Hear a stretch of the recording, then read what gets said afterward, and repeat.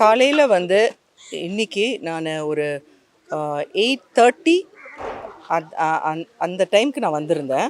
8:30க்கு வந்த உடனே ஒரு 20 மினிட்ஸ் டு 30 மினிட்ஸ்க்குள்ளார திடீர்னு வந்து சொன்னாங்க, சம்மன் காவல் வந்திருக்கிறாங்க, காவல்துறை போலீஸ் பர்சன்ஸ் இங்கே வந்திருக்கிறாங்க அப்படின்னு எனக்கு ஒரு இன்டிமேஷன் வந்துச்சு.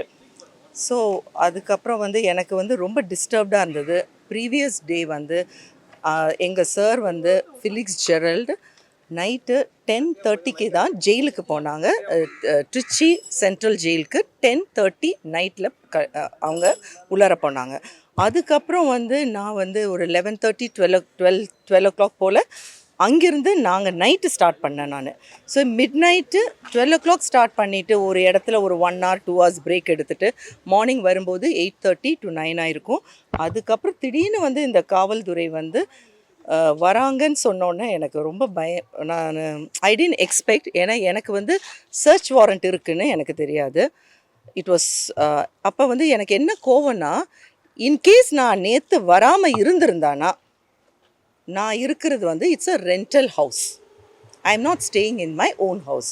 If they come and if they barge in to my house, அவங்களே வந்து தள்ளி கதகை உடைச்சி வந்தாங்கன்னா, அப்போ அந்த ஒரு மனநிலை நீங்கள் எல்லாருமே புரிஞ்சுக்கணும். இது மாதிரி ஒரு எப்படி சொல்கிறதுனா, ஒரு சிச்சுவேஷன் ஒரு சராசரி பெண்ணுக்கு ஒரு கணவன் வந்து ஒரு நாள் முன்னாடி வந்து ஜெயிலில் இருக்கிறாங்க, அதுவும் ஒரு அன்எக்ஸ்பெக்டடு. இன்ஸ்பைட் ஆஃப் தட் நான் வந்து இதெல்லாம் கடந்து ஆஃபீஸ்க்கு வரணும், வீட்டுக்கு வரணும் அப்படிங்கிற பட்சத்தில் திடீர்னு வந்து காவல்துறை வந்து காலையில் 9:30 மணிக்கு இங்கே நிற்கிறாங்க. They are searching for me. அப்படிங்கும்போது எனக்கு இதை விட ஒரு மன கஷ்டம் வந்து இந்த தமிழ்நாடு கவர்மெண்ட்டு கொடுக்க முடியாது. ஐ extend my sincere thanks to all the media persons who have come here. எனக்காக வந்து உங்கள் எடிட்டர் எல்லாருக்கும் தெரியக்கூடிய ஃபிலிக்ஸ் ஜெரல்ட் சாருக்காக, எனக்காகவும் உங்கள் எல்லாருக்கும் தெரியுது நான் எவ்வளோ மன ரீதியாகவும் உடல் ரீதியாகவும் எனக்கு தூக்கம் இல்லாமல் 3-4 நாளாக தூக்கம் இல்லாமல், கரெக்டான சாப்பாடு இல்லாமல் ஒரு ஃபுல் டே வந்து எஸ்டர்டே நாங்கள் ஃபுல் டே வந்து சென்ட்ரல் ஜெயிலுக்கு முன்னாடி நாங்கள் வந்து எஸ்பி ஆஃபீஸ் ட்ரிச்சியில் இருந்தோம். கொஞ்ச நேரத்துக்கு அப்புறம் we went to the hospital. அவங்க சொன்னாங்க ஃபிசிக்கல் எக்ஸாமினேஷன் சொன்னாங்க சாருக்கு. அதுக்கப்புறம் வந்து கோர்ட் ப்ரொசீடிங் வாஸ் அது ஒரு நான் தனியாக I have to take an interview. அந்த கோர்ட் ப்ரொசீடிங் அவ்வளோ லென்த்தியான கோர்ட் ப்ரொசீடிங். நானும் ஃபர்ஸ்ட் டைம் தான் இது எல்லாமே பார்க்குறேன். இது ஒன்று எங்களுக்கு வந்து ரொம்ப பரிச்சயமானது கிடையாது. பல தடவை கோர்ட்டுக்கு போனது, like any other normal women or any other normal மனைவியாக இருக்கிறவங்களுக்கு இது மாதிரி ஒரு கஷ்டம் ஆர் நெருக்கடி இந்த தமிழ்நாடு கவர்மெண்ட்டு கொடுக்கக்கூடாது. இதுதான் என்னோட sincere apology to all of you. Please don't do this. உங்கள் வீட்டு சோதனையில் என்னென்ன பொருட்கள் அவங்க பறிமுதல் பண்ணியிருக்காங்க? மொத்தம் எத்தனை மாதிரியான ஆவணங்களை பறிமுதல் பண்ணியிருக்காங்க? ஓகே, அவங்க வந்து 10:30 மணிக்கு அவங்க வந்தாங்க. நிறைய பேர் வந்து என்ன சொல்கிறாங்கன்னா, நான் வந்து எதிர்ப்பு தெரிவித்ததுக்கு வந்து எல்லா ரீசனும் இருக்குது. எப்படி நான் எதிர்ப்பு தெரிவிச்சிருப்பேன்? பிகாஸ் என்னோட மன ரீதியாகவும் உடல் ரீதியாகவும் நான் பாதிக்கப்பட்ட டைமில் திடீர்னு வந்து அவங்க சர்ச் வாரண்ட்டோட வராங்க. அந்த டைமில் என் பையன் வந்து படுத்து தூங்கிட்டு இருக்கிறான். அவன் வந்து அப்போ தான் வந்து டயர்டாக படுத்து தூங்கிட்டு இருக்கிறான். அந்த டைமில் திடீர்னு வந்து காலிங் பெல் அவ்வளோ வாட்டி காலிங் பெல் அடிச்சுட்டு ஓப்பன் பண்ணுன்னு சொல்லி பார்த்தா ஒரு 6-7 பேர் நிற்பாங்க. அத்தனை பேர் வந்து போலீஸ் ஜென்ட்ஸ் அதிகமாக இருந்தாங்க. மெயில் போலீஸ் வந்து ஒரு 6 பேராவது இருந்திருப்பாங்க. லேடிஸ் வந்து 2 பேர் இருந்தாங்க. And one more person who is they told as a representative medical ப்ராக்டிஷனராக அவங்க என்ன சொன்னாங்கன்னு தெரியல, இன்வெஸ்டிகேட்டிவ் ஆஃபீஸர் அவங்க ஒரு லேடி, அவங்களும் வந்திருந்தாங்க. அப்போ எனக்கு வந்து அந்த டைமில் எல்லாருமே வந்து என்ன வந்து ட்வீட்டோ மெசேஜோ என்ன சொல்கிறாங்கன்னா எதிர்ப்பு தெரிவித்தேன்னு. எதிர்ப்பு நான் தெரிவிக்கல. எல்லாருக்குமே மன ரீதியாக பாதிக்கப்பட்டவங்க அந்த டைமில் அது மாதிரி தான் கோவப்படுவாங்க. எனக்கு எப்படி பயமாக இருக்கும்? ஃபார் எக்ஸாம்பிள் இதுக்கு முன்னாடி நான் வந்து பேரை சொன்னான்னா எல்லாருமே அதே நினைப்பாங்க. நான் கேள்விப்பட்டிருக்கிறேன் இவங்க இப்படி வந்துட்டு வேறு மாதிரிலாம் வந்து வைப்பாங்க பொருட்கள் அப்படிலாம் கேள்விப்பட்டிருக்கிறேன். அப்போ அதே நிலைமை எனக்கு வரக்கூடாதுல்ல. என்னோட கணவர் வந்து நான் எதிர்பார்க்கவே இல்லை. அவர் வந்து இதுக்கு பிரிசனுக்கு போவாருன்னு நான் எதிர்பார்க்கல. அவர் வந்து இதில் வந்து எப்படி சொல்கிறது, அவர் இன்டர்வியூ வந்து எடுக்க தான் செஞ்சார். அவர் வந்து இதில் வந்து பெரிய லெவலில் வந்து என் கணவராக இருக்கிறனால நான் சொல்கிறேன்னு நினைக்காதீங்க. நான் எதிர்பார்க்கல அவர் வந்து ஜெயிலுக்கு போவாங்கன்னு எதிர்பார்க்கல. ஆனால் அதையும் மீறி அவங்க போக வேண்டிய சூழ்நிலை ஏற்பட்டது. இன்றைக்கி அவங்க வரும்போது எனக்கு கோபம் இருந்தது, இயற்கை தான். சரி, அவங்க வந்ததுக்கு வந்து இத்தனை பேர் வந்தாங்க. வந்தோடனே கொஞ்சம் எப்போவுமே வந்து அவங்க கொஞ்சம் ரஃப்பாக தான் பிஹேவ் பண்ணுவாங்க. வந்தோடனே ஓகே மேடம் நீங்கள் உட்காருங்க, உங்கள் ஃபோனை என் ஃபோனை வாங்கிக்கிட்டாங்க. ஃபோனை வாங்கினதுக்கப்புறம் அவங்க வந்து என்கிட்ட வந்து என்ன சொன்னாங்கன்னா, நீங்கள் வந்து நாங்கள் வந்து எல்லாமே எடுத்து போட்டாங்க. நீங்கள் வேணுன்னா நீங்கள் என்னோடய வீடு கூட போய் பாருங்கள். எல்லா திங்ஸும் அப்படியே எல்லாமே ஷேட்டர்டு. அங்கங்கே அந்தந்த பொருட்கள் எப்படியோ கிடக்குது. நீங்கள் போய் முடிஞ்சால் எடுத்து பாருங்கள் வீடியோ. அது க்ளீன் பண்ணுறதுக்கே எனக்கு 2 to 3 days ஆகும்.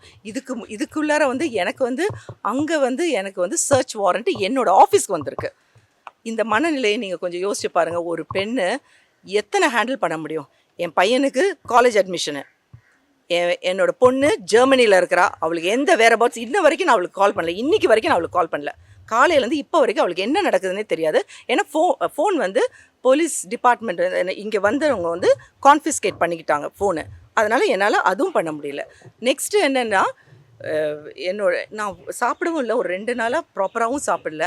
சரி நம்ம வந்து ஆஃபீஸ் போயிட்டு சாப்பிட்லான்ட்டு நினச்சிட்டு தான் வந்தேன். ஆனால் வந்து சர்ச் வாரண்ட்டுன்னு சொல்லி வீட்டுக்கு வந்துட்டாங்க. அவங்க வந்து கைப்பற்றினது வந்து 53 ஐட்டம்ஸ். அவங்களுக்கே ஒரு கன்ஃபியூஷன் இருந்தது. ஃபஸ்ட்டு வந்து அவங்க சொன்னாங்க நாங்கள் கைப்பற்றுறது வந்து 59 அப்படின்னு சொன்னாங்க. 59க்கு அப்புறம் வந்து எங்கேருந்து எந்த அஃபீஷியல் கிட்டேருந்து கால் வந்துச்சுன்னு எனக்கு தெரியல. திடீர்னு வந்து இல்லை மேடம் இன்னொரு லெட்டர் எழுதுங்க அப்படின்னு சொல்லி இன்னொரு லெட்டர் என்னை எழுத சொன்னாங்க. அதில் வந்து 53 ஐட்டம்ஸ் வந்து எனக்கு மென்ஷன் பண்ணியிருக்கிறாங்க. அந்த 53 ஐட்டம்ஸில் வந்து என்னோடய ஒரிஜினல் டாக்குமெண்ட்ஸு, என்னோடய ஆஃபீஸ் பத்திரம், நான் ரொம்ப பெரிய லெவலில் வாங்கலை. என்னோடய ஹஸ்பண்டு அவரோட சொந்த உழைப்புனால் எங்களுக்கு கிடைச்ச அந்த மணியை வச்சு நான் வாங்கின properties. It is not illegal money that we have obtain. அதுக்கு ஆனால் எல்லாருக்கும் தெரியணும் ஒவ்வொருத்தரும் எப்படி வந்து ஏர்ன் பண்ணுறாங்கன்னு தெரியணும். எங்களை பார்த்தானா அப்படியா தெரியுது? ஒரு ஹவுஸில் வந்துட்டு சர்ச் வாரண்ட்டுன்னு சொல்லிட்டு அப்படியே பாஜின் பண்ணுறது. நேற்று வந்து நான் வந்து ட்ரிச்சியில் இருக்கிறேன். இன்றைக்கி காலையில் வந்து நான் வீட்டுக்கு வந்த உடனே அப்படி பண்ணும்போது எனக்கு வந்து ரொம்ப கஷ்டமாக இருந்தது. அதில் வந்து என்னென்னா பழைய லேப்டாப்ஸு 2 இருந்தது, ஐபேட்ஸு 2, எல்லாமே அன்யூஸ்டு. அதில் வந்து அவங்க ஒன்றுமே பார்க்கறதுக்கு வாய்ப்பு இல்லை. அப்புறம் வந்து ஏதோ சிம் கார்டு மாதிரி ஏதோ எடுத்தாங்க. தென் சாரோட ஐடி கார்ட்ஸ் எல்லாம் எடுத்தாங்க.